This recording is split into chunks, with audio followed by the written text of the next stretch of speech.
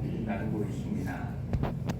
마가복음 1장 1절부터 11절 말씀을 통해서 하나님 나라를 이 땅에 이루시기 위해 왕으로 오신 예수 그리스도에 대해서, 그리고 왕의 전령으로 활동했던 세례 요한에 대해서, 그리고 우리의 모든 죄를 담당하시기 위해서 죄가 없으심에도 불구하고 세례를 받으신 예수 그리스도에 대해서 함께 말씀을 나누었습니다. 그리고 지난주 1장 12절부터 20절까지의 말씀을 통해서는 예수님께서 사탄의 시험을 온전히 이기심으로 왕이 될 자격이 있다라는 것 입증하셨다고 말씀을 나눴고, 또한 하나님 나라를 선포하신 것에 대해서, 그리고 그 나라를 함께 세워갈, 함께 만들어갈 제자들을 부르신 내용에 대해서 함께 말씀을 나눴습니다. 그리고 무엇보다도 하나님의 나라는 도시의 화려한 혹은 부유한 사람들에 의해서 이루어지는 것이 아니다라는 것입니다. 아무도 관심을 두지 않는 미천한 곳에 있는 부족하고 연약한 사람들이라 할지라도 중요한 건 뭐예요? 하나님 나라를 향한 갈망을 가진 자, 그리고 하나님 나라를 꿈꾸는 자들을 통해서 하나님은 하나님의 나라를 만들어 가신다는 것에 대해서 함께 깨닫게 되었습니다. 우리 성도님들도 난 나이가 많기 때문에 혹은 돈이 없기 때문에 아는 게 별로 없어서 건강하지 못해서 할 수 없다라고 말씀하시는 것이 아니라, 하나님의 나라가 임하는 것을 언제나 소원하시고, 그리고 무엇보다도 그 나라를 이루어가는데 나를 사용하여 주시옵소서라고 기도하며 크게 쓰임받는 여러분 되시기를 축복합니다. 저는 지난주에 우리 박성자 권사님께서 예배에 기도를 해주셨는데 굉장히 큰 은혜를 받았습니다. 이렇게 교회의 가장 어른으로서 여전히 예수님을 사랑하시고 또 성도님들과 교회를 사랑하시는 그 모습을 기도를 통해 잘 보여주셨다라고 생각합니다.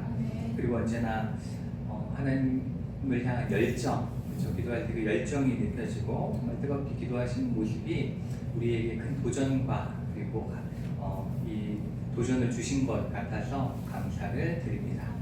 이렇게 하나님께서는 우리 모두가 다 함께 하나님을 향한 사랑의 마음을 가지고 좋은 교회를 만들어가고, 또 하나님께서 우리 천리교회를 이렇게 세우시고 맡겨주신 사명들을 잘 감당하길 원하신다는 걸 기억하시면서 함께 믿음 생활을 해나갔으면 좋겠습니다. 오늘 이제 우리가 함께 읽은 이 말씀은 제자들을 세우신 후에 예수님께서 본격적으로 하나님 나라의 사역을 시작하시는 모습을 우리에게 보여주고 있습니다.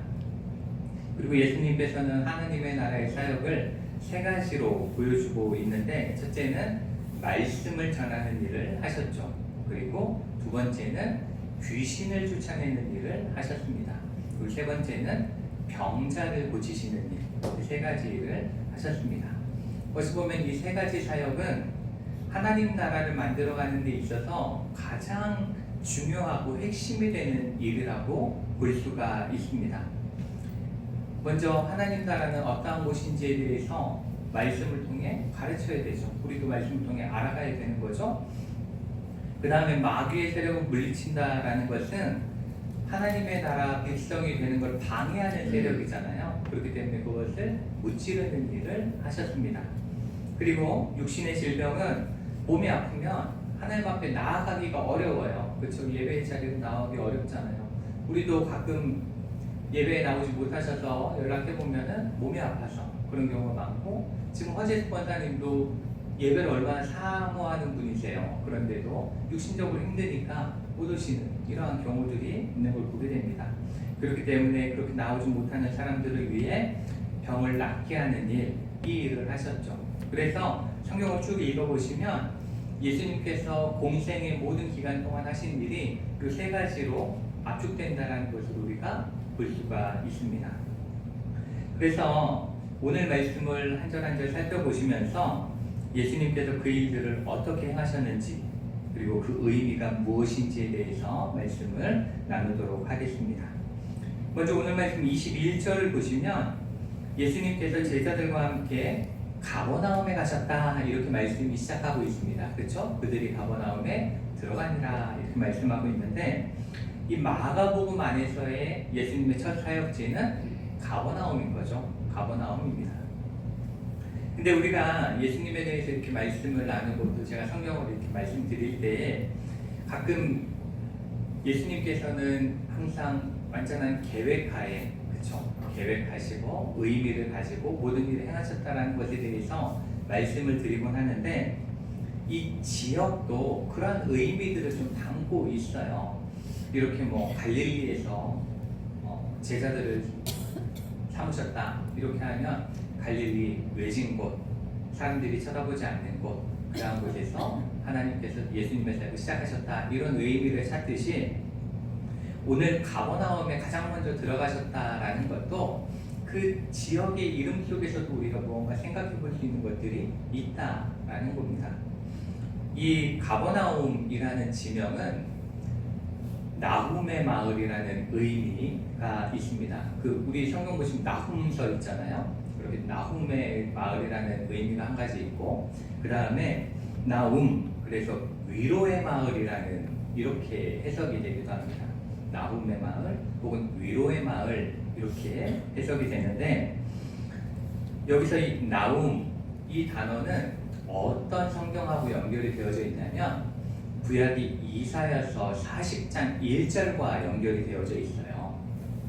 이사야서 40장 1절과 연결이 되어 있는데, 이 이사야 40장 1절 말씀이 뭐라고 쓰여져 있냐면, 너희 하나님이 이르시되 너희는 위로하라, 내 백성을 위로하라, 이렇게 말씀이 시작이 됩니다. 여기서 이 위로가 나움인 거예요. 그래서 이렇게 말씀하고 있는데, 여기서 위로하라고 왜 하나님께서 말씀하시느냐, 그것은 이제 고난과 핍박의 시간은 모두 끝났고 이 이스라엘 백성들이 치러야 될 죄의 대가도 다 치루었기 때문에 이제는 예수님께서 보내신 메시아를 통해서 위로와 평안이 있을 것이다. 그렇기 때문에 위로의 소식을 전하라고 말씀하고 있는 것입니다. 요즘 새벽마다 저희가 이사야서의 말씀을 가지고 새벽 기도회를 이렇게 말씀을 나누고 있는데, 제가 이 말씀을 이 말씀을 준비하면서 좀 마음이 되게 어려워요. 항상 이 이사야서의 말씀을 읽고 어떻게 말씀을 전해야 되나 이런 그 묵상을 하다 보면 마음이 참 힘들다라는 생각을 하게 됩니다. 왜냐하면 지금 27장까지 저희가 말씀을 나눴거든요. 근데 그 계속 나오는 내용이 뭐냐면, 바벨론이 망할 것이다, 아수르가 망할 것이다, 모압이 황폐하게 될 것이다, 두로와 시돈이 심판을 당할 것이다, 구스가, 아라비아가, 두마가, 예루살렘이 심판을 받을 것이다, 이런 식으로 계속 심판받을 거야, 멸망할 거야, 이 이야기가 계속 등장을 해요. 그러니까 새벽에 안 그래도 그냥 힘든 몸 이끌고 나오셨는데 맨날 심판받는다는 얘기만 하는 게 맞나, 이런 이렇게 고민을 하게 되곤 하는데, 그 말씀이 이제 39장까지 쭉 이어집니다. 그러면서 이제 심판에 관한 말씀과 또 이제 아수르와 바벨론에 의해서 유다가 고난받는 이러한 내용들이 쭉 나와요. 그렇게 이어지다가 이제 40장부터 메시아를 통한 희망, 메시아를 통한 회복, 이게 이제 시작이 되어지는 거예요. 이러한 이사야서의 말씀과 우리가 연결되어서 생각을 해보면, 예수님께서 가버나움에서 사역을 시작하셨다라는 것은 너희가 지금까지 헬라에 의해서, 또 로마에 의해서, 또 종교 지도자들에 의해서, 탐욕스러운 정치 지도자들에 의해서 핍박과 고난도 받고 어려운 삶도 살아왔지만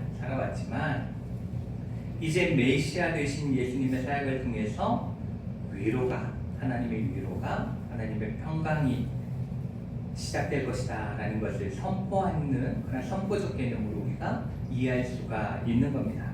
그래서 예수님의 첫 사역지임을 통해서 이제 예수님이 행하실 일들은 위로의 사역이야, 이제 회복시키는 일들이야 라는 걸 우리에게 알려주고 있다고 볼 수 있습니다.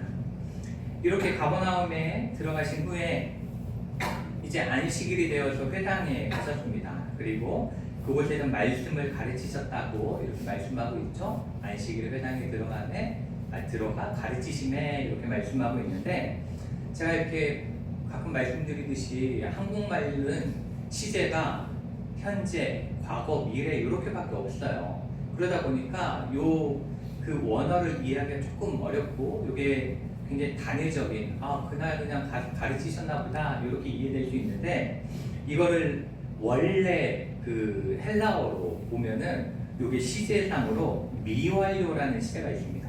끝나지 않았다는 거예요. 계속된다라는 걸 의미하는 거죠.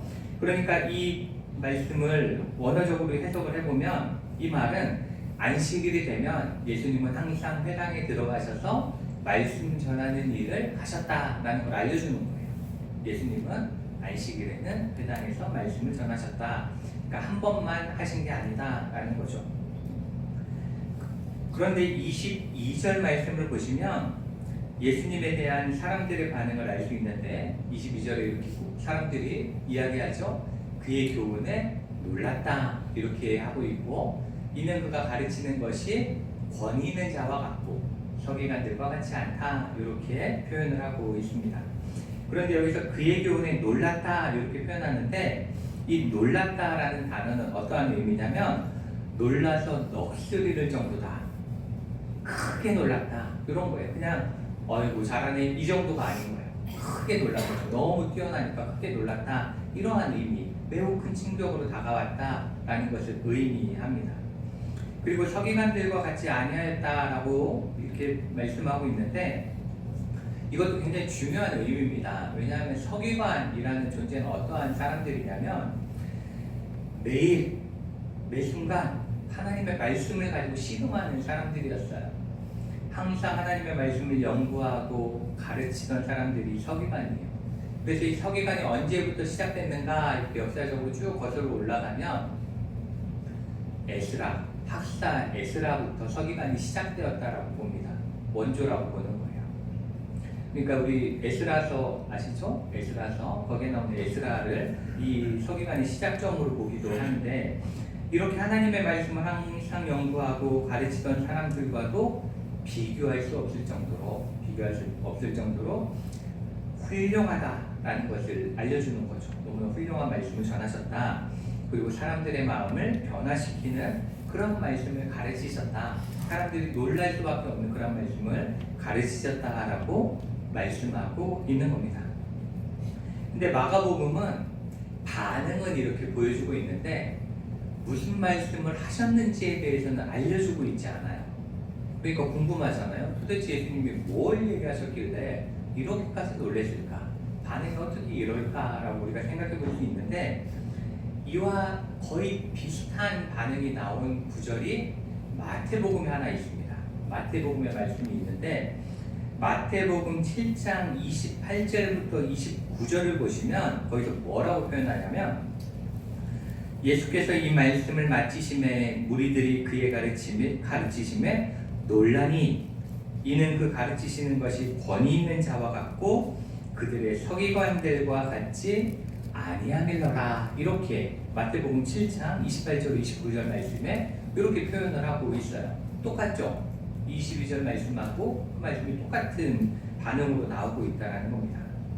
그런데 이 마태복음 7장 28절부터 29절 말씀은 어떠한 예수님의 말씀 맨 뒤에 나오는 것이냐?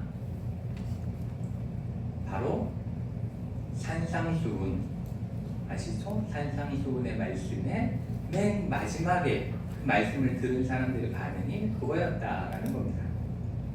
그러니까 이 마태복음의 반응과 마가복음의 반응을 통해 볼 때 아마도 이 가버나움 회당에서 가르치신 말씀도 산상수훈에서 가르치신 말씀과 매우 유사하다라고 우리가 생각해 볼 수 있는데 그 말씀을 통해서 우리가 생각해 보면 예수님의 말씀은 이랬을 겁니다. 첫째는 사람들이 가장 이해하기 쉬운 언어로 말씀하셨을 것이다 라는 걸 우리가 알 수가 있습니다. 예수님도 항상 드레핀 꽃을 통해서 그렇죠?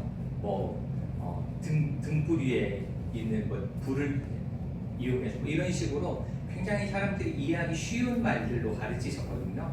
그렇기 때문에 그런 말씀을 가르치셨을 것이고 두 번째는 사람들이 만들어 놓은 전통으로 가르치지 않으셨다라는 겁니다. 오롯이 하나님의 권위로 말씀을 가르치셨죠. 그러니까 예수님은 이 말씀을 전하실 때 어떤 스승 누가 이렇게 말하더라 이런 식으로 하지 않으세요. 오로지 하나님의 권위로만 말씀하고 있죠. 그렇게 말씀하셨고, 세 번째로 교리를 이야기하지 않으셨습니다. 교리를 이야기하시지 않으시고 그저 생명과 구원에 관한 그러한 말씀만 전하셨다는 걸 알 수가 있습니다. 아마도 예수님이 이 마가복음에서도 회당에서 그렇게 말씀하신 걸로 보여집니다. 이렇게 누구나 쉽게 이해할 수 있고 권위 있고 생명력 있는 말씀을 전하셨기 때문에 이 성경을 쭉 읽어보면 사람들은 예수님의 말씀을 듣기 위해서 사방에서 모여들었다 이렇게 표현하기도 하고, 또 그 오병이어 사건을 보시면 하루 종일 밥도 안 먹고 있었기 때문에 마지막에 마치고 나니까 배고프지 않겠는가 그때 가서 이야기를 하잖아요. 그런 것처럼 배고픔도 있고 들을 정도로 훌륭한 말씀을 가르치셨다라는 걸 우리가 알 수 있고, 그와 동시에 우리가 알 수 있는 건 예수님께서는 이렇게 말씀 전하는 일을 가장 중요하게 생각하셨다라는 걸 우리가 이 말씀을 통해서 깨닫게 됩니다. 그렇게 말씀을 가르치시고 그런 다음에 예수님께서는 더러운 귀신 들린 사람을 고치셨다, 귀신을 내쫓으셨다, 이 일을 행하셨음을 우리가 오늘 말씀을 통해서 알 수 있습니다. 그런데 이 귀신에 대한 말씀이기 때문에 귀신에 대한 이야기를 잠시 해보도록 하겠습니다. 성경 속에서 귀신은 과연 어떠한 존재인가? 성경 속에서 귀신은 어떠한 존재를 이야기하는가에 대해서 우리가 한번 좀 알 필요가 있습니다.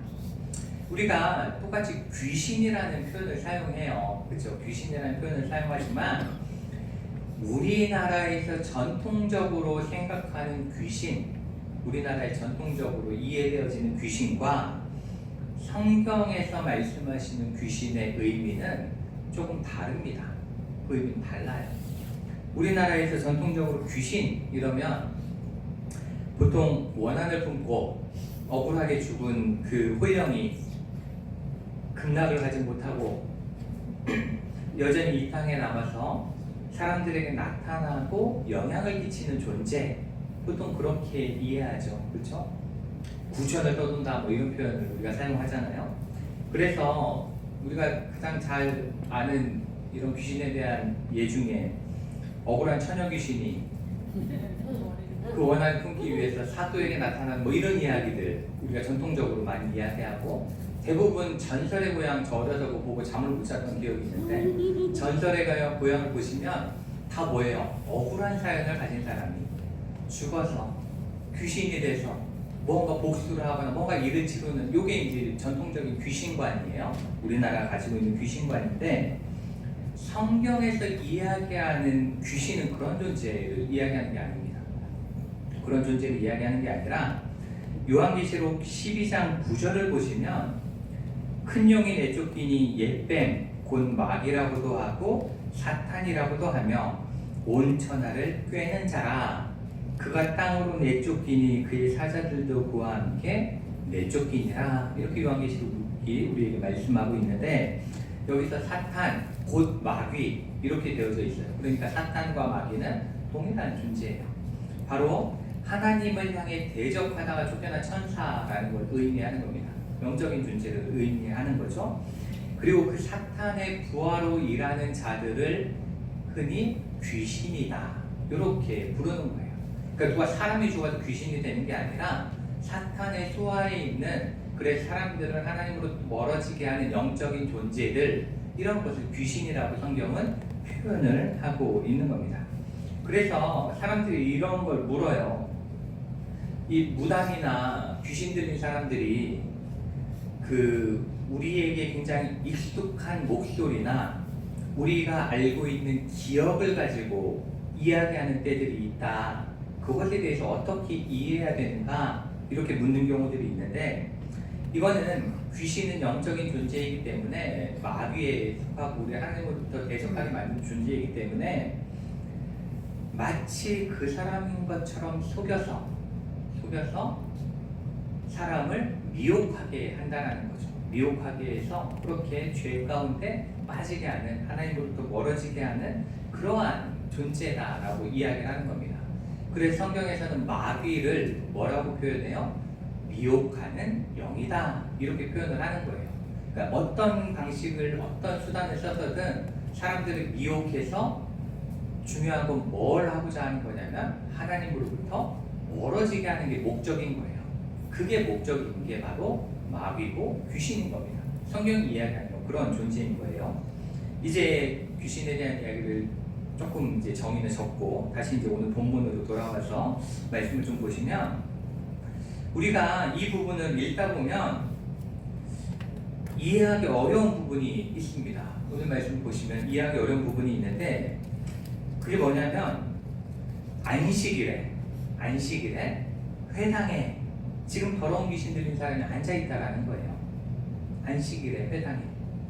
그리고 이 말씀을 원어로 보면 이 귀신 들린 사람은 이날 하루 예수님 보러 잠깐 온 게 아니에요. 앞에서 예수님이 말씀을 가르치시더라와 똑같이 이 사람이 회당에 있었다라는 것은 그날만 있었던 것이 아니라 계속 있었던 거예요. 계속 회당에 그 사람이 있었다라는 것을 이야기하는 거죠. 이 말씀을 통해서 우리는 두 가지를 생각해 볼 수 있는데 첫째는 사람들이 이 사람이 더러운 귀신 들린지를 몰랐거나 아니면 이 귀신 들린 사람에게서 귀신을 내쫓을 능력이 없었거나 둘 중에 한 가지로 우리가 이해해 볼 수가 있습니다.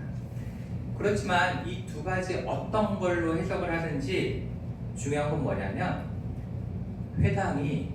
회당으로서의 역할을 지금 제대로 하고 있지 못하나라는 걸 우리에게 알려주는 거죠.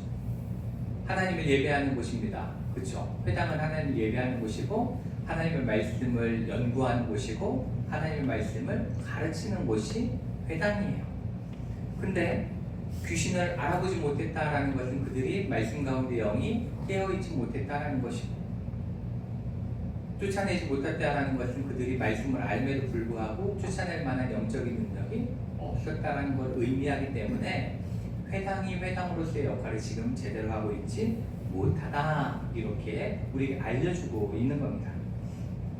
그런데 이렇게 영적으로 제대로 된 역할을 하지 못하는 어두운 회당에 예수님께서 오셔서 진리의 말씀을 가르치시자 이 더러운 귀신이 자신의 정체를 드러내고 있는 거예요. 갑자기 드러내는 거죠. 그래서 예수님을 향해서 대적하며 소리를 지릅니다. 24절 말씀을 보시면 가장 먼저 귀신이 하는 말은 나사렛 예수여 우리가 당신과 무슨 상관이 있나이까 이렇게 말씀이 시작되죠. 귀신이 이렇게 말하는 걸로 시작하는데 여기서 귀신은 일단 예수님을 대적해 보기로 작정한 겁니다. 그게 뭐냐면 부를 때 뭐라고 불러요? 예수님 이렇게 안 부르죠. 뭐라고 불러요? 나사렛 예수여 이렇게 부른단 말이죠. 근데 왜 예수님에 대해서는 나사렛 예수라고 불렀을까? 그 이유는 나사렛은 그 당시에 유대인들에게 있어서는 의미 없는, 보잘것없는, 그 당시 인구 한 500명 정도 됐다고 그래요. 나사렛의 인구가 아주 작은 의미 없는 지역인 거예요. 그래서 나다나엘이 이렇게 이야기하죠. 나사렛에서 무슨 선한 곳이 나겠는가 이렇게 이야기할 정도로 가치 없는 지역인 거예요. 그러니까 사람들에게 외치는 거죠. 야, 이 사람 뛰어난 말씀 전하는 것 같지? 그래봐야 나사렛 사람이야. 이렇게 사람들 선동하는 의미의 나사렛 예수를 부르고 있는 겁니다. 그런데 그 다음에 바로 우리가 당신과 무슨 상관이 있나이까 이렇게 하면서 조금 텐션을 죽여요.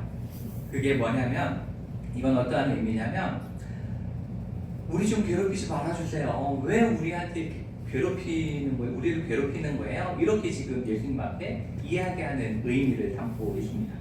근데 여기서 또 우리가 한 가지 생각해 볼 건 귀신 들린 사람인데 우리를 괴롭히지 마라. 우리와 무슨 상관이 있냐 이렇게 이야기하고 있는 거예요.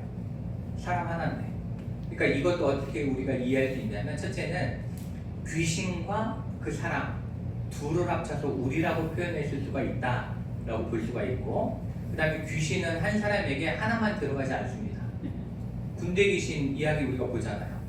그렇기 때문에 이 안에는 귀신이 하나가 아니라 여럿이 들어가 있을 수도 있다라고 이해할 수도 있고 그 다음에 세 번째로 우리가 우리라는 표현 속에서 이해할 수 있는 건 이제 우리가 첫 하자고 앞으로 모든 귀신들이 이제 예수님한테 굴복하게 될 텐데 그렇기 때문에 그 귀신을 통칭해서 우리 좀 그만 괴롭혀라 이렇게 이야기한 것일 수도 있다라고 우리가 이 말씀을 좀 이해해 볼 수가 있습니다.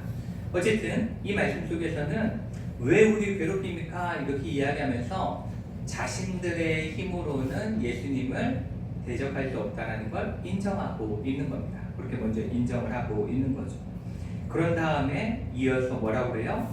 우리를 멸하러 왔나이까 이러면서 이제는 읍소하는 거죠. 아, 이제 우리는 끝인 겁니까? 이렇게 이야기를 하고 있는 겁니다. 그리고 마지막으로 귀신이 이렇게 이야기를 합니다. 나는 당신이 누구인 줄 아노니 하나님의 거룩한 자니이다. 이렇게 고백하는 걸 우리가 볼 수가 있습니다. 근데 저는 이 귀신의 마지막 말, 나는 당신이 누구인 줄 아노니 하나님의 거룩한 자니이다. 이 말을 보면서 이 회당 안에 있던 사람들과 그때 가르치던 서기관들에 대해서 다시 한번 생각해 보게 되었습니다. 이 당시 안식일에 회당에 있던 예수님의 말씀을 들었던 모든 사람들은 예수님이 그렇게 뛰어난 말씀을 전했음에도 불구하고 놀랄만한 말씀을 전했음에도 불구하고 어때요? 여전히 예수님이 누군지 알지 못했어요. 알지 못했던 거죠. 그런데 귀신은 예수님이 어떠한 분인지를 정확하게 알고 이야기한 거예요. 그렇죠? 귀신의 정체를 알았다는 겁니다. 그러니까 어찌 보면 이 말씀 속에서 우리가 알 수 있는 건 영적으로 깨어있지 못한 사람은 귀신도 하는 예수 그리스도에 대해서 바르게 믿을 수도 없고 따를 수도 없다는 것을 우리에게 알려주고 있는 겁니다. 우리에게 이렇게 이야기하는 거죠. 그리고 그들이 영적으로 깨어있지 못했던 이유는 어떠한 것이냐? 그들이 항상 말씀을 자기들의 전통에 입각해서 자기들이 정해놓은 기준에 따라서만 봤기 때문에 하나님의 말씀을 바르게 깨닫지 못하고 결국은 하는 예수님에 대해서도 알지 못했다라고 우리가 이해할 수가 있습니다. 우리도 생각해보면 우리가 가지고 있는 판단의 기준, 우리가 가지고 있는 그 기준점 때문에 그 뒤에서 크게 역사하시는 하나님에 대해서 바르게 이해하지 못하고 바르게 바라보지 못하는 경우가 굉장히 많이 있죠. 내가 볼 때 저렇게 작은 교회가, 혹은 내가 볼 때 저런 사람들이 다니는 교회가, 내가 볼 때 별 볼 일 없어 보이는 그러한 곳에서 무슨 하나님이 역사하시겠는가 라고 생각할 수가 있습니다. 그 기준은 뭐예요? 하나님이 아니라, 말씀이 아니라 내가 볼 때가 되는 거죠. 내 기준이 되면 그 이상의 하나님을 발견할 수도 없고 하나님을 깨달을 수도 없다는 것을 우리가 알 수가 있습니다. 이렇게 영의 눈이 가려져 있으면 우리는 하나님을 알 수도 볼 수도 없습니다. 그렇기 때문에 우리는 이 말씀 속에서 우리가 언제나 영적으로 깨어있기 위해서, 그리고 예수님이 누구신지에 대해서, 예수님께서 이루시는 일들에 대해서 영적으로 바르게 알아갈 수 있게 해달라고 기도해야 됨을 깨닫게 됩니다. 그리고 언제나 말씀을 사모하면서 말씀을 깨닫는 지혜를 달라고 기도해야 됨도 알 수가 있습니다. 이렇게 대적하는 귀신들을 향해서 예수님께서는 꾸짖어 이르시되 잠잠하고 그 사람에게서 나오라, 이렇게 말씀을 하고 있습니다. 이 말씀도 그 당시 상황을 조금 이해해서 이 말씀을 살펴보면 그 예수님 시대에 이 귀신을 쫓는 사람들이 주술사라는 사람들이 있었는데, 이 주술사들은 다양한 마술적 행위를 통해서 이 귀신 쫓아내는 일들을 했다고 해요. 아마 지금 우리가 무당들이 하는 행동과 비슷하지 않았겠는가 우리가 추측해 볼 수가 있는 거죠. 어쨌든 뭐 작두도 타고 뭐 이런 거 하지 않았나 싶은데, 어쨌든 그러한 행위를 통해서 귀신을 쫓아내려고 노력했다고 합니다. 그런데 오늘 말씀 속에서 보시면 예수님께서는 귀신을 무엇으로 쫓아내세요? 오로지 말씀하심으로, 그렇죠? 말씀으로 쫓아내셨다, 이렇게 볼 수가 있습니다. 이렇게 예수님의 모든 능력의 원천은 말씀 가운데 있었다라는 걸 우리가 기억할 수 있어야 합니다. 그리고 귀신은 그 사람에게서 경련을 일으키고 큰 소리를 지르면 나갔다, 이렇게 기록하고 있는데, 경련을 일으켰다는 건 마지막까지 그 사람을 괴롭힘으로써 마지막까지 저항한 것이 아닌가, 이렇게 이해할 수가 있고, 그래서 큰 소리를 질렀다라는 것은 정말로 이렇게 마지막 발악하는 소리 있잖아요. 우리가 흔히 이야기하는 발악하는 소리라는 표현이거든요. 발악하면서 나갔다라는 것을 이야기하고 있습니다. 이렇게 예수님의 권위 있는 말씀과 귀신을 쫓아내시는 죽기 사역을 통해서 이 예수님에 대한 소문은 온 갈릴리 사방으로 단숨에 퍼져나갔음을 우리 말씀을 통해서 알 수가 있습니다. 그리고 이제 29절을 보시면 회당에서 나오셨다 이렇게 말씀하고 있고, 그런 다음에 시몬과 안드레의 집을 방문하셨다는 내용이 나옵니다. 그런데 그곳에는 시몬의 장모가 열병으로 누워 있었습니다. 열병으로 누워 있었는데 이 장모가 앓고 있던 열병은 매우 고통스러운 병이었다고 해요. 굉장히 고통스럽고 힘든 병이었고, 그리고 여기서도 똑같이 열병을 앓았다라는 것은 걸린 지 얼마 안 됐다가 아니라 꽤 오랜 시간 동안 열병에 시달렸다라는 것을 우리에게 말씀하고 있습니다. 그런데 예수님께서는 병든 그녀의 손을 잡아 일으키셨고 그 열병이 즉시 떠나갔습니다. 떠나가게 됐죠. 이렇게 예수님은 아무리 오래된 그리고 강력한 질병이라 할지라도 즉시 낫게 하시는 분이고 온전히 회복시키실 수 있는 분이다라는 것을 오늘 말씀이 우리에게 가르쳐주고 있습니다. 그리고 그렇게 낳은 베드로의 장모는 그들에게 수종들었다 이렇게 표현하는데, 이 단어도 똑같이 예수님을 요 날만 수종든 게 아니라 앞으로도 계속 수종들면서 지냈다라는 것을 우리에게 알려주고 있습니다. 그녀는 자신이 받은 그 은혜를 잊지 않았다라는 거죠. 잊지 않고 예수님을 위해 헌신하는 삶을 계속 살아갔다 이렇게 우리에게 알려주고 있습니다. 그리고 이제 32절 말씀을 보시면 저물어 해질 때에 이렇게 시제를 분명하게 말씀하고 있어요. 저물어 해질 때 이렇게 말씀하고 있는데, 이건 어떠한 의미냐면 이제 안식일에 회당에 들어가셨던 예수님인데 그 안식일의 해짐으로 인해서 끝났다라는 걸 알려주는 거예요. 우리는 밤 12시를 기준으로 이렇게 하루를 정하잖아요. 날이 정해지는데 유대인들의 시간은 해가 지는 때부터 해가 지는 때로 시간이 정해집니다. 그러니까 해가 지면 이제 안식일이 끝난 거예요. 이제 끝났다라고 우리에게 알려주는 겁니다. 이렇게 이제 안식일이 끝났기 때문에 이제 안식일법의 굴레에서 벗어난 많은 사람들과 귀신 들린 사람들이 예수님께 모여들게 됩니다. 안식일에는 치료 이런 거 하면 안 되거든요. 그런 거 하면 안 되고 걷는 것도 몇 보 이상 걸으면 안 되기 때문에 못 오다가 안식일 끝난 신호와 동시에 사람들이 간절한 마음으로 모여들었다 이렇게 알려주고 있는 거죠. 그런데 그렇게 찾아오는 사람들을 바라보시며 예수님도 그날 하루 힘드셨어요. 그렇죠? 아침부터 말씀도 전하셨죠. 귀신도 쫓아내셨죠. 그 베드로의 장모도 고치셨죠. 이러면 저녁쯤 되면 피곤하실 법함에도 불구하고 그렇게 다가오는 사람들을 향해서 오늘은 쉬고 내일 하면 안 될까? 이렇게 하지 않으셨죠. 바로 찾아온 모든 사람들을 회복시키시는 그 모습을 우리가 이 말씀 속에서 발견할 수가 있습니다. 이렇게 예수님께서는 아픈 자, 귀신 들린 자를 고치시는 일을 뒤로 미루지 않으세요. 바로 하나님을 온전히 찾으면 예수님 앞에 나오면 고치시는 분이다라는 것을 우리에게 이렇게 말씀해주고 또 이렇게 사랑 많으신 예수님에 대해서 가르쳐주고 있습니다. 우리가 오늘 말씀을 통해서 어찌 보면 하나님의 말씀과 평화가 가득해야 할 회당이 말씀의 능력도 없고 권세도 없었던 것을 알 수 있습니다. 그리고 어찌 보면 가장 평안하고 가장 안전해야 되는 집이, 그렇죠? 집에 들어가셨는데 그 집안에서도 질병의 고통이 가득했던 것을 우리가 알 수가 있습니다. 그런데 그렇게 어두웠던 회당도, 질병이 가득했던 가정도 예수님께서 들어가셔서 말씀하실 때에, 그리고 손잡아 주실 때에, 역사하실 때에 회당은 회당으로서의 바른 모습을 찾아가게 되고 집안도 온전히 회복되어지는 것을 말씀을 통해서 알게 되었습니다.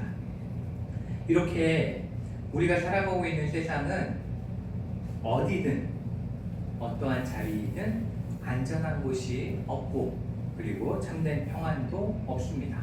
그렇지만 어떠한 곳이든 예수님께서 함께 하실 때, 예수님께서 그 자리에 계실 때 모든 것은 온전해진다는 것을 우리는 말씀을 통해 깨달을 수 있어야 합니다. 그래서 이 말씀 속 예수님께서 함께 하신 회당과 가정처럼 세상 속에서 살아가느라 힘들고 지친 여러분의 마음에 예수 그리스도께서 함께 하심으로 온전한 회복이 이루어지기를 소망합니다. 또 여러분의 가정이 예수님이 주인 되셔서 화목하고 행복한 가정이 되기를 기도합니다.